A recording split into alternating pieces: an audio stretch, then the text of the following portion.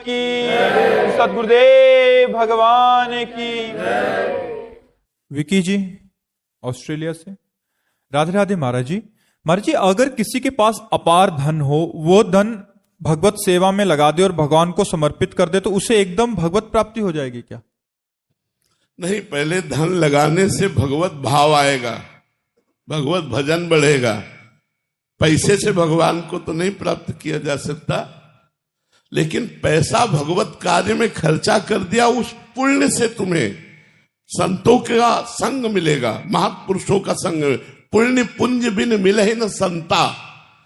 जब आपने अपने जीवन का कमाया हुआ धन संत सेवा में, भगवंत सेवा में, गौ सेवा में, मरीजों की सेवा में, परोपकार में खर्चा किया, तो उस पुण्य के प्रताप से आपको संतों का संग मिलेगा।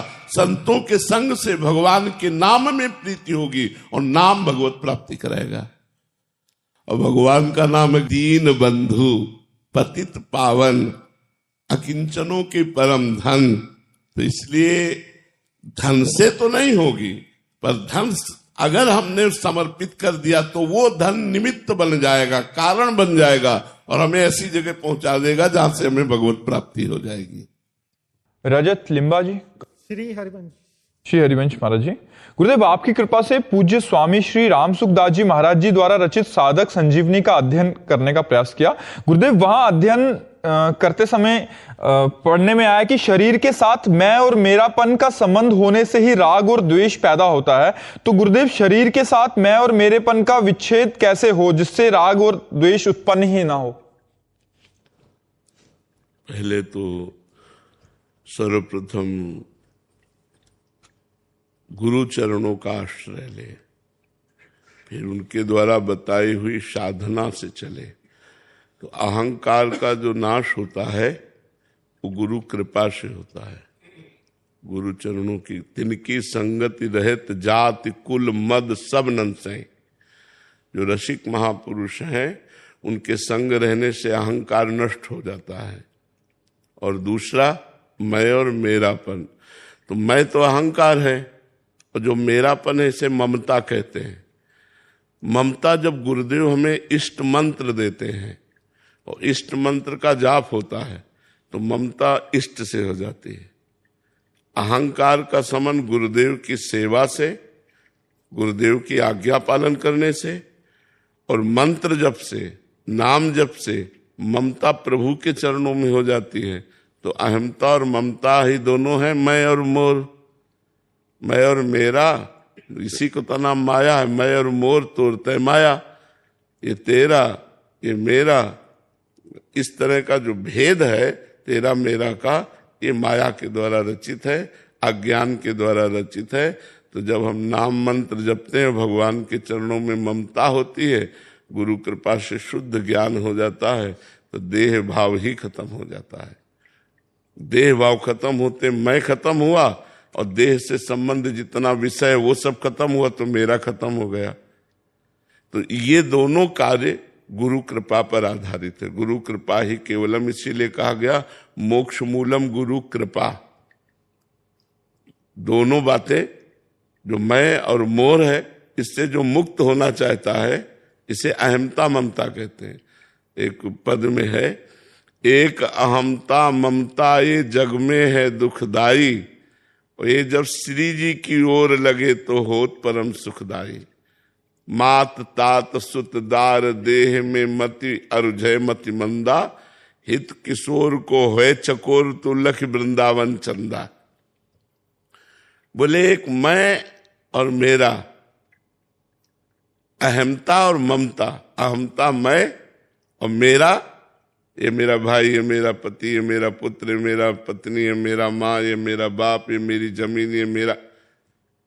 एक अहमता ममता ये जग में है दुखदाई, ये जब श्री जी की ओर लगे तो होत परम सुखदाई। मात तात सुत दार देह में मति अरुझय मति मंदा, हित किशोर को है चकोर तो लख वृंदावन चंदा। तो बोले कैसे हटावें इस मैं और मेरा को, प्रभु के चरणों में कैसे अर्पित करें? तो बोले रसिक मंडली में या तन को नीके ढंग लगाओ। दंपति यश गाओ हर्षाओ हितसो रिज रिझाओ। उपाय बताया कि रसिक मंडली में भगवत प्रेमी महात्माओं के संग में अपने शरीर को बैठा लो, कानों से उनकी बातें सुनो, मन से उनका मनन करो और खूब श्री जी का यश गाओ और लाडली लाल की सेवा करो। इससे से तुम्हारा अहंकार और तुम्हारा ममता ये सब प्रभु के चरणों में समर्पित हो जाएगी। जो अहमता ममता है, रसिक मंडली में या तन को नीके ढंग लगाओ, दंपति यश गाओ हर्षाओ हितसो रिज रिझाओ। देवन को दुर्लभ यह देही तैने सहज पाई, मन भाई निधि पाई फिर क्यों जान बूझ विसराई। देवताओं को भी दुर्लभ है मनुष्य देह, ऐसा मनुष्य देह प्राप्त करके जानबूझ करके आप गलत मार्ग में क्यों जा रहे हो, सही मार्ग में आओ। इस अहमता ममता को प्रिया प्रीतम के चरणों में समर्पित करो और वो होती गुरु कृपा से, गुरु कृपा ही केवलम। राधिका हरिणी देवी दासी, राधे राधे महाराज जी। महाराज जी, गुरु तत्व, भगवान तत्व और जीव तत्व में क्या भेद है?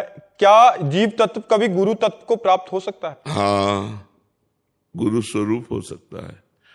जीव कहते हैं देहाभिमान स्वीकार करने के कारण, ईश वही देहाभिमान मुक्त। जो जीव वही शिव, जीव शिवा और शिव जीव। जो शिव है वही सर्वत्र व्याप्त है, अपने स्वरूप को ना जानने के कारण, देह भाव में आसक्त हो जाने के कारण उसे जीव कहा गया। वो जीव नहीं है, वो परमात्म स्वरूप है। जब गुरु तत्व का हम वर्ण करते हैं हृदय से, वो गुरु तत्व ईश है, इष्ट ही है। इष्ट हमारी आत्मा है, आत्मा ही इष्ट है, इष्ट ही गुरु है। जब गुरु के द्वारा उपदेश प्राप्त करके साधना करके अहमता ममता का लय हो जाता है, वो गुरु स्वरूप ही हो जाता है। शिष्य गुरु स्वरूप हो जाता है। आप सरिस चाहें सबकी ना, अपने समान सबको बना देते हैं। संतों का काम क्या है? अपने समान बना देना। पारसमणि और संत में अंतर है। पारसमणि सोना बना देती है, लेकिन संत संत बना देते हैं। हृदय से वो महात्मा हो जाता है। आप सरिस चाहे सबकी ना, तो गुरुदेव शिष्य को गुरु स्वरूप प्रदान कर देते हैं। तो इष्ट, गुरु और जीव, माया के कारण भेद है। माया हटने पर अभेद एक ही तत्व है, दूसरा कोई तत्व नहीं है। दिलीप तिवारी जी मुंबई से। श्री हरिवंश। श्री हरिवंश। गुरुदेव, ये तत्व होता क्या है? क्या तत्व का और बोध कैसे हो हमें? तत्व जो सबका सार है, जो तत्व कहते हैं उसे सार कहते हैं। जो सबका सार है, हमारा तुम्हारा जड़ चैतन्य पूरे जगत का जो सार है उसे तत्व कहते हैं। और वही परमात्मा है। सबका सार परमात्मा है। उसी परमात्मा की प्राप्ति के लिए मनुष्य जीवन मिला है। जितना समय हम भगवान में अधिक से अधिक देते जाएंगे, हमारा ज्ञान नष्ट होता जाएगा, सारे प्रश्न शांत होते जाएंगे।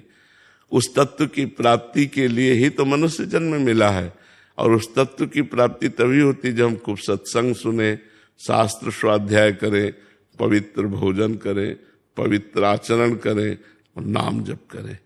जैसे जैसे हमारा हृदय पवित्र होगा तो वैसे वैसे वो परमात्मा में लगेगा। प्रकृति से हटा तो अज्ञान हटा। प्रकृति में मन है तो अज्ञान छाया हुआ है, और परमात्मा में मन है तो ज्ञान छाया हुआ है। जब ज्ञान हो जाएगा तो ये तत्व ज्ञान हो जाएगा, सार ज्ञान हो जाएगा कि सब में भगवान है और मेरे में भी भगवान है। जहां ये तत्व ज्ञान हुआ, सर्वान वस्तुतया निरीक्ष, सब जगह एक ही परमात्मा है, ये तत्व ज्ञान है। बहुनाम जन्मनावंते ज्ञानवान माम प्रपद्यते, वासुदेवा सर्वमित सा महात्मा सुदुर्लभा। सब जगह भगवान वासुदेव हैं, यही है तत्व ज्ञान हो जाना। जब सब जगह है तो यहाँ भी है। वो जीवन मुक्त हो जाता है। पर इसके लिए शास्त्र स्वाध्याय आवश्यक है, संतों का संग आवश्यक है, पवित्र भोजन आवश्यक है, पवित्र आचरण आवश्यक है, पवित्र विचार आवश्यक है, तब हम परम पवित्र तत्व ज्ञान की तरफ बढ़ सकते हैं। फिर गुरु का वर्ण करके, फिर उनके बताए हुए साधनों के द्वारा वेदांत आदि अध्ययन करके फिर तत्व ज्ञान होता है। और या चुपचाप नाम जप करता रहे, खूब डट के नाम जप करे तो अपने आप तत्व ज्ञान हो जाएगा, भगवान करा देंगे तत्व ज्ञान। समझ में आई बात? तत्व का मतलब होता है सार, सार बात। तो इस संसार का तत्व क्या है? भगवान। संसार का सार क्या है? भगवान। तो बस वही बोले तत्व दृष्टि रखो, अर्थात सब में भगवत दृष्टि रखो, क्योंकि इन शरीरों के अंदर जो सार बात है वो भगवान है। सार बात को ही तत्व कहते हैं। अधीश्वर मुरारी दास जी, ऑस्ट्रेलिया। हरि बोल। राधे राधे महाराज जी। महाराज जी, हम देखते हैं कि बहुत सारे शिक्षा गुरु भक्ति जर्नी में हमारे साथ होते हैं। कभी कभी एक दूसरे की जो उपदेश होते हैं दूसरे से मतलब भिन्न हो जाते हैं, तो ऐसा क्या करें कि जिनसे अपराध ना बने? हाँ, बात इसमें देखनी है, इष्ट मिले और मन मिले, मिले भजन रस रीति, तहा निसंग को मिलिए तासो कीजे प्रीति।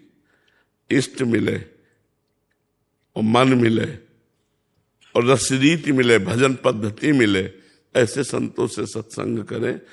और जो स्वयं में साधक नहीं, तो उनसे वो बात ही नहीं निकलेगी जिससे भगवत प्राप्ति होनी। वो बातें सब केवल थोती होती, बातों से माया पर विजय प्राप्त नहीं की जा सकती। जो भगवान के मार्ग में चल रहे हैं, खूब डट के भजन कर रहे हैं, उनके अनुभव की बातें सुननी चाहिए, ऐसी बातें नहीं सुननी चाहिए।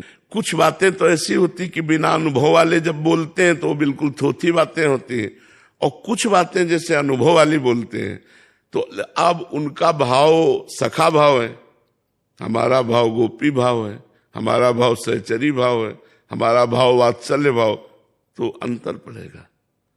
हमें भाव भी देखना है। कुछ बातें ऐसे नहीं मिलती कि एक प्रसंग हो रहा है सांख्य योग का और एक प्रसंग हो रहा है भक्ति योग का, तो दोनों में कटाक्ष हो जाएगी। तो इसलिए श्रोता को बड़ा प्रवीण होना चाहिए कि अपने काम की बात ले, अपने मार्ग की बात ले। बकाया सुन लिया, सब भगवान की चर्चा है, जो बात हमारे गुरु से मिलती वो बात हमने लिया, और इसके बाद सब बात वही छोड़ दी और वो अपनी बात चल दी। किसी का विरोध नहीं, किसी से कोई मतलब नहीं। हमें अपने मार्ग की बात लेनी है। अगर सत्संग सुने तो हमारे मार्ग, ये ज्ञान होना चाहिए कि हमारा मार्ग क्या है, हमारे मार्ग की बात क्या है। नहीं तो सांख्य योग है, अष्टांग योग है, कर्म योग है, भक्ति योग है, चारों का मार्ग अलग अलग है, लक्ष्य एक है, परिणाम सबका एक है, मार्ग अलग अलग है। तो जब मार्ग की बातें होंगी चारों दिशाओं की, तो एक पूरब, एक पश्चिम, एक उत्तर, एक दक्षिण, तो कैसे मिलान होगा?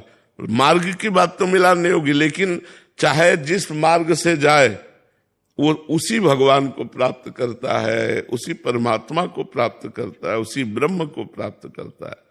तुम्हारी बात समझ में आई जी? इसलिए हमको जहां हमारा इष्ट मिले, जहां हमारी उपासना मिले, जहां हमारे मन की बात मिले, वो पकड़नी चाहिए और बकाया सब छोड़ देनी चाहिए।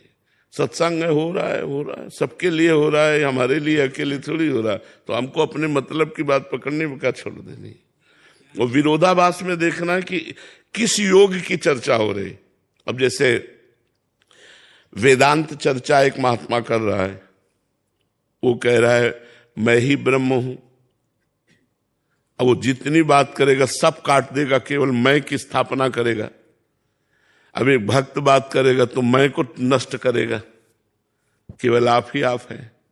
अब कैसे मिलान होगा? एक दासोहम, एक सोहम, सोहमस्मि तीव्रत्य खंडा, वो भी मार्ग है, दास दासोहम, तो दोनों का मार्ग कैसे मिल सकता है? लेकिन परिणाम दोनों का एक ही है, उसी परमात्मा की प्राप्ति है। तो विवेकी होना चाहिए श्रोता कि मुझे क्या लेना है। ऐसा नहीं कि सब लेना है सब छोड़ देना है, नहीं, कुछ लेना है कुछ छोड़ देना है। बहुत विवेक से हमें सुनना चाहिए। मोहिनी मूर्ति देवी दासी जी, राधे राधे महाराज जी। महाराज जी, एक ज्ञात हुए कि सब कुछ श्री जी करती हैं, पर जब परिवार पर दुख और तकलीफ का समय आता है तो हम भक्ति में उस समय कैसे दृढ़ता लाएं? देखो, पूरा बंधन ममता है, ममता। इसीलिए भगवान ने कहा, जननी जनक बंधु सुत दारा, तन धन धाम सुहृद परिवारा, सबकी ममता ताग बटोरी, मम पद मन ही बांध बर डोरी। माता पिता भाई बंधु पुत्र परिवार घर मकान, सबकी ममता अपने मन सहित मेरे चरणों में बांध दो, तो सच्ची भक्ति होने लगेगी। अभी भगवान की शरणागति पुष्ट नहीं हुई, अभी ममता परिवार में है। तो जब सुख हुआ तो लगता है भगवान की कृपा है, और जब दुख हुआ तो लगता है कि क्या है ये, कौन सी बात है। लेकिन भगवान सुख और दुख दोनों रूप में कृपा ही देते हैं, क्योंकि हमारे किसी पाप कर्म का फल ही दुख है। भगवान मंगल भवन सुख सिंधु है, वो कभी किसी को दुख नहीं देते। पर हमारे कर्म पीछे जो दुख वाले हुए हैं उनको भोगेगा कौन? हम ही को तो भोगना पड़ेगा। अवश्य में भोक्तव्यम कृतम कर्म शुभाशुभम, शुभ और अशुभ कर्म अवश्य भोगने पड़ेंगे। तो शुभ का फल है सुख और अशुभ का फल है दुख। चाहते हो सुख और करते हो पाप तो दुख तो भोगना पड़ेगा। अब देखो, जो कानून है वो कानून है, उसे कोई काट नहीं सकता। कानून के अंतर्गत ही सारी क्रियाएं होंगी, कानून के बाहर नहीं होंगी। तो हमको अगर कोई भी दुख मिल रहा है तो भागवतिक कानून के अनुसार हम अपराधी थे, इसलिए हमें दुख मिल रहा है। कोई भी सुख मिल रहा है तो भागवतिक कानून के अनुसार हमारा प्लस पॉइंट है, इसलिए हमें सुख मिल रहा है। भगवान न किसी को सुख देते हैं न दुख देते हैं, भगवान कृपा करते हैं, मंगल भवन है, वो सदैव महासुख देते हैं।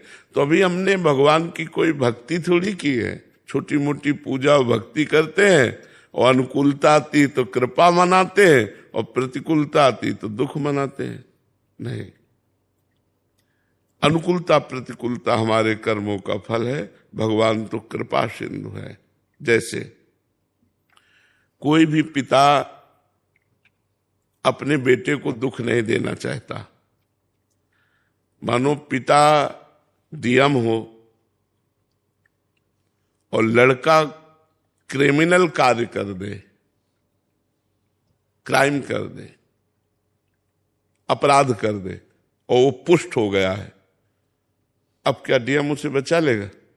वो भी कानून का अधिकारी है, लेकिन जब अपराधी सिद्ध हो गया तो फिर नहीं बचा सकता। ऐसे ही भगवान हमें बहुत प्यार करते हैं, पर अगर अपराध करोगे तो भोगना पड़ेगा।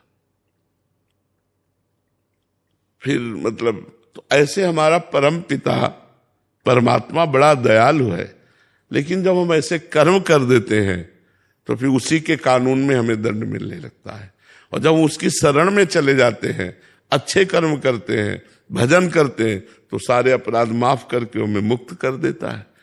तो वैसे तो वो कृपालु हैं, पर हमारे कर्म ही हमको दुख देते हैं, भगवान नहीं। ये अच्छे से समझ लो। इसलिए खूब नाम जप करो और अच्छे कर्म करो, परोपकार करो।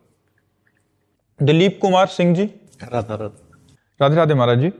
महाराज जी, मैं एक जिला न्यायाधीश हूं और अपने दायित्वों का निर्वहन भी कर रहा हूं। कभी कभी महाराज जी मुझे ऐसी परिस्थिति का अनुभव होता है जब मेरे मन को लगता है कि एक जो आगे अभियुक्त जिसे पुलिस एक गंभीर आरोप में आरोपित कर रही है, वास्तव में वो निर्दोष है, परंतु सभी गवाह और सबूत उसके विरुद्ध हैं। ऐसी परिस्थिति में महाराज जी कभी उनको दंड विधान करना पड़ता है, तो फिर मेरा मन में बहुत ऐसा लगता है कि ये कोई पाप तो नहीं बन गया मेरी कलम से।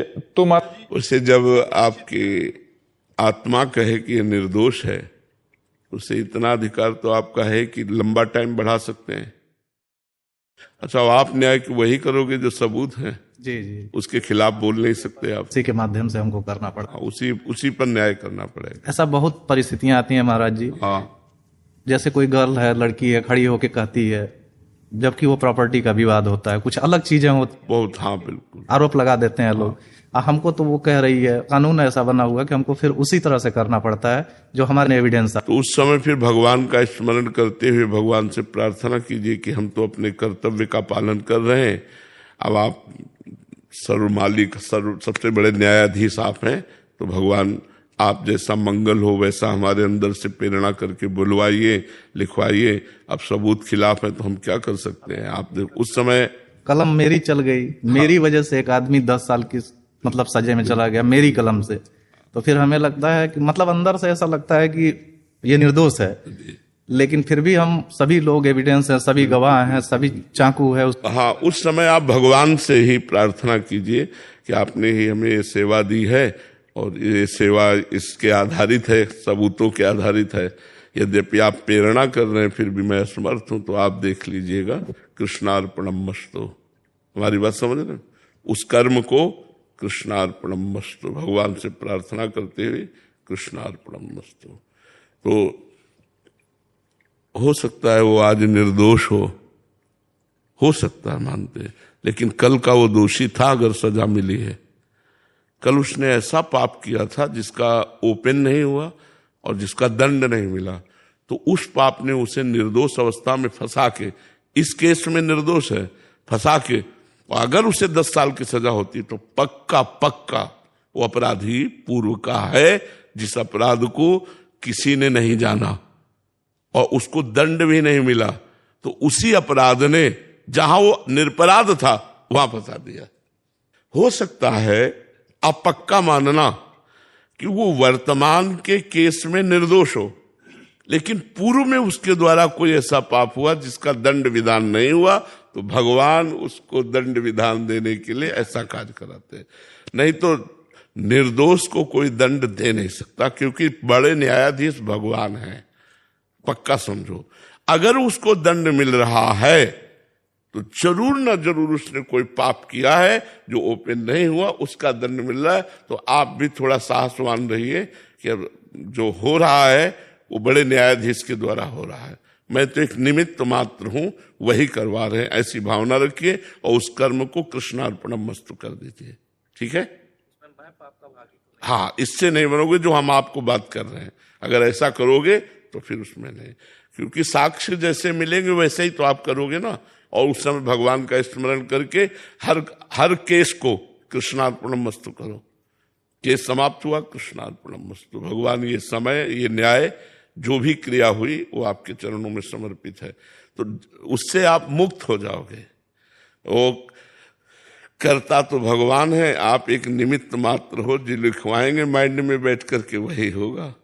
तो उनको मानो, उनके आश्रित रहो, तो फिर इसका कोई दंड विधान नहीं होगा। देखो, ये सत्य की बात में कह रहे हैं। अब हम दूसरी बात कह रहे हैं कि जैसे आपको किसी ने अर्थराशि दी, एक बात कह दूं, और आपको पता है निर्दोष है, अर्थराशि देने वाला दोषी है, फिर आप अगर ऐसा करते हैं तो फिर आप अपराधी हैं। हमारे भागवतिक कानून में, वैसे भारतीय कानून में भी, भारतीय कानून ये आदेश थोड़ी करता है, तो भागवतिक कानून फिर आपको दंड देगा। तो हम ऐसा ना करें कि हमें कोई भय या प्रलोभन के द्वारा जबरदस्ती हमसे न्याय करवावे, तो ऐसा ना करे। और ऐसे में अगर निर्दोष फंस जाता है तो उसका पूर्व का कोई पाप कर्म है, भगवान जाने। कृष्णार्पणमस्तु। ऐसे हो गए। ब्रिजेश मिश्रा जी कानपुर से। राधे राधे महाराज जी। महाराज जी, अगर आत्मा शुद्ध, पूर्ण और अजर अमर है तो उसमें अज्ञान या अविद्या आया कैसे? अगर तो लगाने की जरूरत ही नहीं है। अगर तो लगाना अपराध जैसा लगता है, क्योंकि जो शुद्ध परमात्मा स्वरूप है, तो अगर लगाने का मतलब संशय हो गया। अगर लगाने की जरूरत नहीं है। आत्मा शुद्ध परमात्मा स्वरूप है। जो आत्मा है वही परमात्मा है, जो परमात्मा है वही आत्मा है। वो निर्लेप है, निर्विकार है, निर्लेप था, निर्लेप रहेगा। ये माया का भ्रम ऐसा महान आकर्षक है कि अपने स्वरूप को भूल गया। अपने को देह मानने लगा, तब माया के आकर्षण में फंस गया। जैसे ईमानदारी से आप अपने को देह समझते हैं कि नहीं? समझते हैं ना? लेकिन आप देह नहीं हैं, आप आत्मा हैं। यही भ्रम हमारी दुर्गति का कारण बन गया। जब हम साधना करते हैं और साधना के द्वारा देह से वैराग्य हो जाता है, तो वही अपने स्वरूप में स्थित हो जाता है। स्वरूप निर्मल था, निर्मल है, निर्मल रहेगा। पर आकर्षक माया का भ्रम, ये माया है, पंचभूत रचित ये माया है। माया का भ्रम कि मैं अपने को भूल गया, भूल करके स्त्री पुरुष जड़ चैतन्य मान लिया। यही हमारी भूल मिटाने के लिए भगवान ने सत्संग दिया है, शास्त्र रचना की है और साधना बताई है। यदि हम साधना के द्वारा चलें, सत्संग श्रवण करें, शास्त्र स्वाध्याय करें, तो ये भूल मिटानी और कुछ नहीं। साधना से क्या हुआ? भूल मिट गई। जो हम हैं वही थे, वही रहेंगे। आत्मा में साधना से कोई उन्नति नहीं हुई। असाधन से आत्मा की कोई अवनति नहीं होती, साधन से आत्मा की कोई उन्नति नहीं होती। ये गूढ़ बात है। असाधन से भ्रम बढ़ता जाता है और वो दुर्गति को प्राप्त होता है। जो निर्लेप है, निर्विकार है, साधना से भ्रम नष्ट हो जाता है, वो अपने स्वरूप में जो है उसी में स्थित हो जाता है, वह जीवन मुक्त कहा जाता है। मात्र भ्रम मिटाना, जासु कृपा सब भ्रम मिट जाई, गिरजा सोई कृपाल रघुराई। जिन भगवान की कृपा से सब भ्रम नष्ट हो जाता है, वो कृपा सिंधु भगवान है। यदि हम गुरु रूप भगवान की शरण लेकर उनके द्वारा बताई हुई साधना करें, तो हमारा कल्पित भ्रम ये नष्ट हो जाए। ना हम शरीर थे, ना हम शरीर है, ना हम शरीर रहेंगे, ये हमने स्वीकार कर लिया। यही स्वीकृति गलत हो गई। इसी स्वीकृति को मिटाना है और जो है उसको अनुभव करना है आत्मा, ये नहीं है। कै साल के हो? 32 साल पहले शरीर नहीं था, पता नहीं 32 साल आगे रहेगा कि नहीं। ये न था न रहेगा, तो बीच में है भी नहीं। जैसे स्वप्न में हम अपने को देखते हैं, तो जागरण पर वो हम नहीं होते। ऐसे ही अज्ञान में जो हम अपने को देखते हैं, तो ज्ञान होने पर वो हम नहीं रहते। वर्तमान में भी ये प्रतिपल नाश को ही प्राप्त हो रहा है शरीर। जैसे जलधारा के समीप जाने पर पहली दृष्टि जिस जल में पड़ी, वो बह के तो न जाने कहां गया, लेकिन हम कहते हैं वही जल है। ऐसे जल प्रवाह की भांति हमारा जीवन प्रवाह प्रतिपल नाश की ओर जा रहा है। हमको सावधान होकर साधना के द्वारा इस मृत्यु पर विजय प्राप्त कर लेनी, अर्थात भ्रम को दूर कर देना है। खूब नाम जप करो, सत्संग सुनो, शास्त्रों का स्वाध्याय करो। यश सिंह जी प्रतापगढ़ से। गुरुजी आपके चरणों में कोटि कोटि प्रणाम। गुरुजी, किसी भी बुरे आदतों पर विजय प्राप्त करने के लिए दृढ़ संकल्प होना चाहिए या शरणागति ही इन दोनों में श्रेष्ठ क्या है? शरणागति, क्योंकि दृढ़ संकल्प शरणागति ही हो सकता है, विषयी पुरुष थोड़ी हो सकता है। कितने लोग कसम खाते हैं और कसम का निर्वाह कितने लोग करते हैं, लेकिन भक्त जब कसम खाता है फिर उसे आजीवन निर्वाह करने की सामर्थ्य भगवान से मिलती है। तो जो गलत आचरणों से निकलना चाहे, उसे भगवान की शरण लेकर नाम जप करना चाहिए। बिना नाम जप के, बिना भगवान की शरण के इस असत माया का त्याग हो ही नहीं सकता। जो गलत काम होते हैं असत माया से ही तो होते हैं। तो हमको चाहिए भगवान की शरण लेकर भगवान का नाम जप करें, तो हम में दृढ़ संकल्प करने की क्षमता आ जाएगी। नहीं हमारा आज शाम के संकल्प बनता, सुबह बिगड़ जाता है।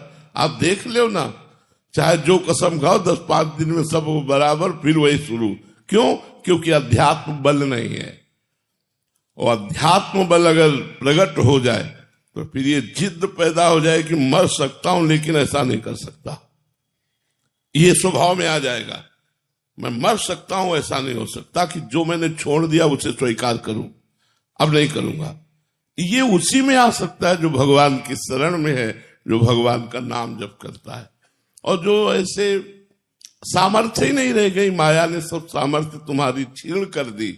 अब नाम जप के द्वारा सामर्थ्यवान बनो और अपने संकल्पों को सिद्ध करो, भगवत प्राप्ति करो, मनोकामनाएं पूर्ण करो, जो चाहो करो नाम जप के द्वारा। अगर नाम जप नहीं तो फिर वो व्यर्थ की बातें केवल हैं, वो लाभ को प्राप्त नहीं हो सकता, वो दृढ़ संकल्पी नहीं हो सकता। इसलिए भगवान का शरणागत होकर नाम जपना अत्यंत अनिवार्य है। निहारिका जी कोलकाता से, महाराज जी दुख कैसे दूर होंगे, दूसरों से मिला संताप कैसे जाए? भगवान का आश्रय लेकर जब हम नाम जप करते हैं तो इतनी शीतलता आ जाती है कि दूसरे के द्वारा प्रतिकूलता, अपमान, तिरस्कार, कटु भाषण करने पर भी हृदय हमारा जलता नहीं है। जब भगवान के चरणों की शीतलता आती तब, ऐसे तो नहीं हो सकता बिना। इसीलिए कहते हैं अध्यात्म के बिना आपका जीवन मृत जीवन है, मरा हुआ जीवन है। अध्यात्म जीवन ही जीवन है, नहीं तो मृत जीवन है। राग द्वेष में नाना प्रकार के काम, क्रोध, लोभ, मोह, मद, मत्सर, इसी में पूरा समय हमारा नष्ट होता चला जा रहा है। अध्यात्मवान ही जीवन है। तो ये अध्यात्म में सामर्थ्य है कि कोई हमारे साथ प्रतिकूल व्यवहार करे, या प्रतिकूल परिस्थिति आ जाए, या प्रतिकूल स्थान मिल जाए, हम स्थान, परिस्थिति और व्यक्ति, इन सबसे निपटने के लिए, प्रतिकूलता से निपटने के लिए भगवान का भजन करें। भगवान के भजन से हमारी शुद्ध बुद्धि होगी और शुद्ध बुद्धि हमें बचा लेगी, अशुद्ध बुद्धि झगड़ा करवा देगी। इसलिए भजन करो, नाम जप करो, खूब अधिक से अधिक नाम जप करो। आरती पाठक जी मुंबई से, राधे राधे महाराज जी। महाराज जी आपकी दृष्टि में मृत्यु के समय एक भक्त की मनोदशा कैसी होनी चाहिए? उस मनोदशा को अभी से साधने के लिए क्या तैयारी? मृत्यु के समय सबसे बढ़िया मनोदशा ये है कि सामने युगल सरकार मुस्कुराते हुए खड़े हों, हमारे हृदय से निकले राधे श्याम और प्राण निकल जाए। नेत्रों में, हमारे मानस नेत्रों में प्रिया प्रीतम हो और मुख में उनका नाम हो, और बस इसी के साथ प्राण निकल जाए। इससे बड़ी सिद्धि, इससे बड़ा लाभ, इससे बड़ा मनोरथ पूर्ण होना और कुछ नहीं हो सकता। अच्छा, ये किसी साधन से नहीं होगा। यह गुण साधन ते नहीं हुई, तुम्हारी कृपा पाओ कोई कोई, कोई कोई जन्म जन्म मुनि जतन करा है, अंतराम कहे आवत नहीं। अंतिम समय भगवान का स्मरण करते हुए भगवान के ध्यान में जो शरीर छोड़ता है वो सीधे भगवान के धाम को जाता है, वो भगवान के प्रेम को प्राप्त होता है। पर ये संभव है नाम भगवान की कृपा से, और किसी साधन में दम नहीं है। निरंतर नाम जप करके देखो, ये संभव हो जाएगा। निरंतर नाम जप करने वाले जो भी साधक हो, हमारी बात का अनुभव करना, जब आप सो के करवट बदलते हैं तो नाम चलता होता है। आप देखना, जब आप सो के उठेंगे तो आप नहीं जप रहे होंगे, नाम चल रहा होगा, यदि आप निरंतर नाम जपने का अभ्यास कर रहे हैं। ऐसे ही मृत्यु की बेहोशी दशा में भी नाम चलता है। जो भक्त जीवन भर अभ्यास करता है नाम का, तो अंतिम समय उसके हृदय में भगवान का नाम स्फुरित हो जाता है और वो भगवत धाम को प्राप्त होता है। ये भजन का अभ्यास करे और कृपा भगवान की, मूल तो कृपा भगवान की, इसमें और कोई साधन नहीं। वो कृपा करे, मृत्यु के समय आ जाए स्मरण रूप में या रूप धारण करके, तो ही बात हो सकती है। चांदनी जी राजस्थान से, राधे राधे महाराज जी। महाराज जी भीतर ऐसा क्या बदलने की जरूरत है कि संकल्प ही जीवन बन जाए? क्योंकि अभी हमें पता है सही चिंतन बदलने की जरूरत है। राग द्वेष का चिंतन छोड़ो, भगवान का चिंतन करो। काम क्रोधादि का चिंतन त्यागो, भगवान का चिंतन करो। अगर चिंतन बदल गया तो सब बदल गया, और बाहरी सब बदल गया और चिंतन न बदला तो कुछ नहीं बदला। अच्छा, आपने और कुछ नहीं बदला, पैंट शर्ट पहनते हो, गृहस्थी में हो, बाबूजी बन के रहते हो, लेकिन अंदर से आपने गलत चिंतन छोड़ दिया। केवल भगवान का चिंतन चल